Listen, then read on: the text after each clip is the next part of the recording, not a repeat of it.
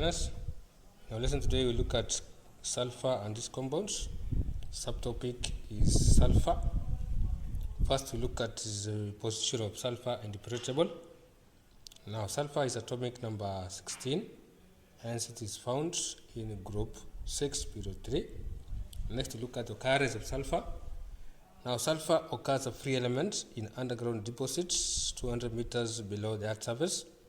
It also occurs in combined form with other elements, e.g. gypsum, that is calcium sulfate hydrated. Now, extraction of sulfur. Extraction of sulfur. Sulfur is extracted by Frasch process. Now, this will involve 3 pipes of diameter 2 cm, 8 cm, 15 cm, which are drilled into the underground sulfur deposit. Now, the physical properties that make it possible to extract sulfur by this process include it has low melting points, it is immiscible with water, and then it has low density. Now, the diagram below shows extraction of sulfur. The diagram below shows a Frasch pump which is used to extract sulfur. Now, this is a pump which has got 3 pipes. Now, this one is called the innermost pipe, this one is called the middle pipe, and this one is called the outermost pipe. Now, this one is dug 200 meters below the earth's surface, where you have the sulfur deposit here. Through the outermost pipe, superheated water at a temperature of 170 and 10 atmospheres is pumped into where there is sulfur deposit here. The role of the superheated water is used to melt sulfur. Then hot compressed air is pumped in. Hot compressed air at a pressure of 15 atmosphere is pumping through the innermost pipe, whereby the role of the hot compressed air is used to form a light froth consisting of a mixture of molten sulfur and water. Then it is used to force the mixture of molten sulfur and water up through the middle pipe. Now, then through the middle pipe, this one here, once you form the molten sulfur here and water, the hot compressed air forces the mixture through the middle pipe into light tanks on top here.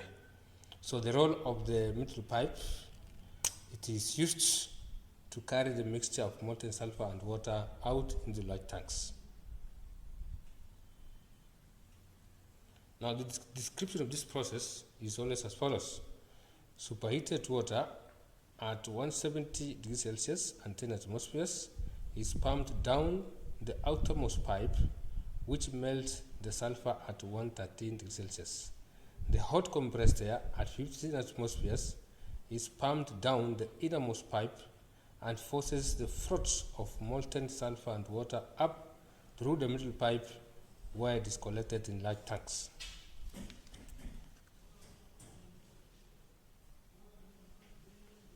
Points to note about this extraction of sulfur is how is a temperature of 170 degrees Celsius attained. Now, this is attained because water is heated at a high pressure of 10 atmosphere, because the boiling point of water increases with increase in pressure. Now, next is look at the impurities in the sulfur collected, include silica, rock, and soil. Now, allotropes of sulfur. First, we define the terms allotrope. Allotropy is the existence of an element in more than one form in the same physical state. Allotropes are different forms of an element existing in the same physical states. Now, sulfur exists in 2 main forms: crystalline form, which include rhombic sulfur, and monoclinic sulfur. That is what they call non-crystalline sulfur, which include colloidal sulfur, powdery sulfur, and plastic sulfur.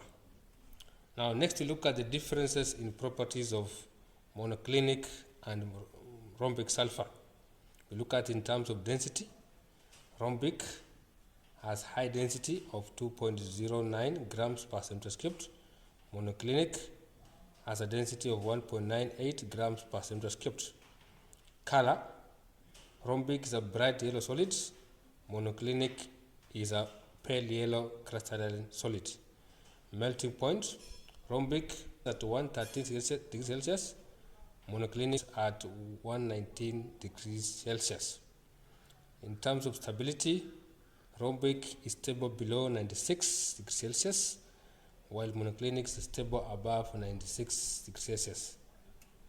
Now, 96 degrees Celsius is called transition temperature. The temperature at which one form of sulfur changes to another.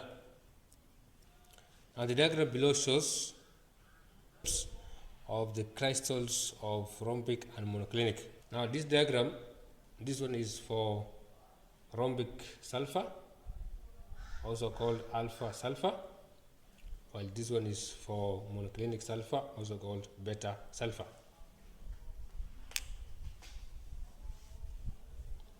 Now look at next is how to prepare rhombic and monoclinic sulfur.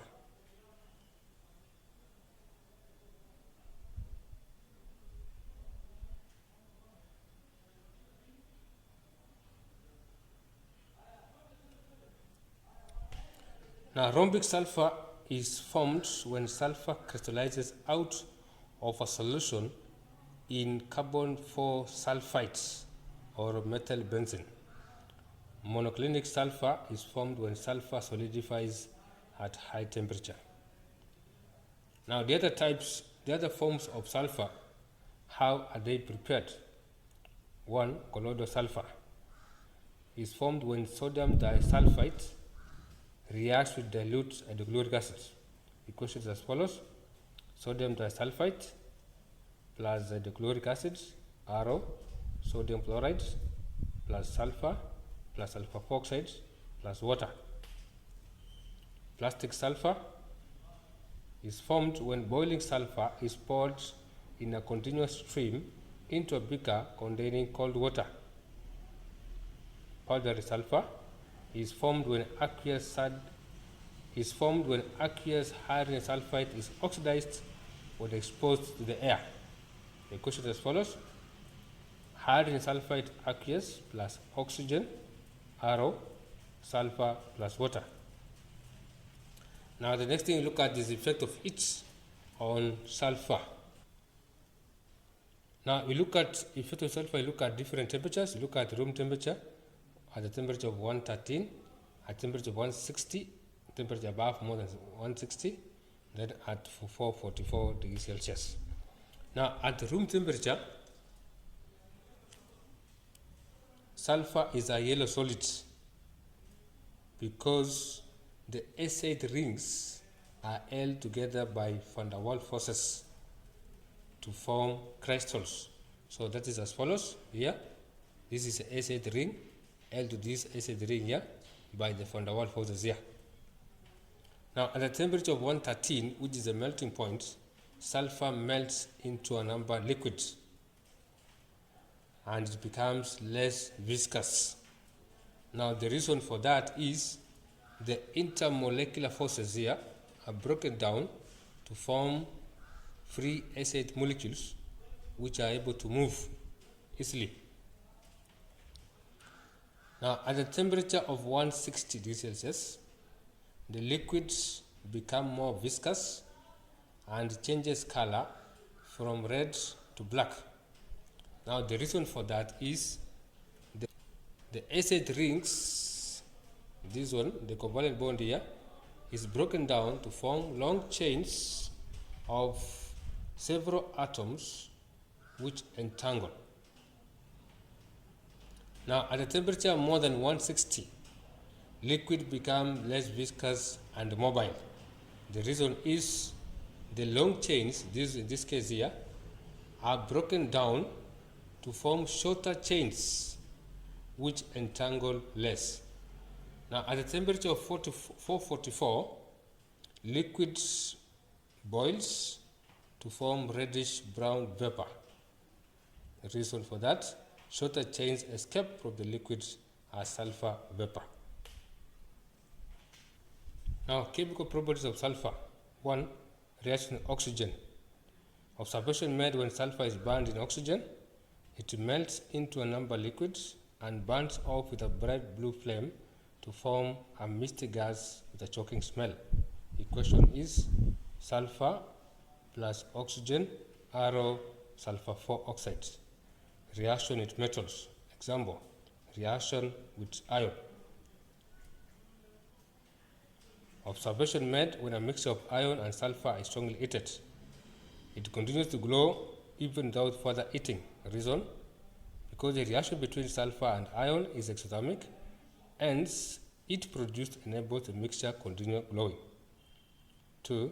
A black solid is formed. Reason, sulfur reacts with iron when strongly heated to form iron 2 sulfide, which is a black solid. Reaction with non-metals. Number 3. Example, reaction with carbon. A mixture of iron and carbon and sulfur reacts at high temperature to form carbon 4 sulfide.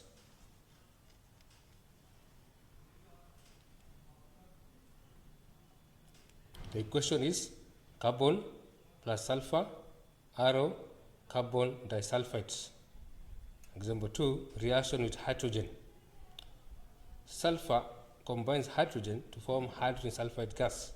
Equation, hydrogen gas plus sulfur, arrow hydrogen sulfide.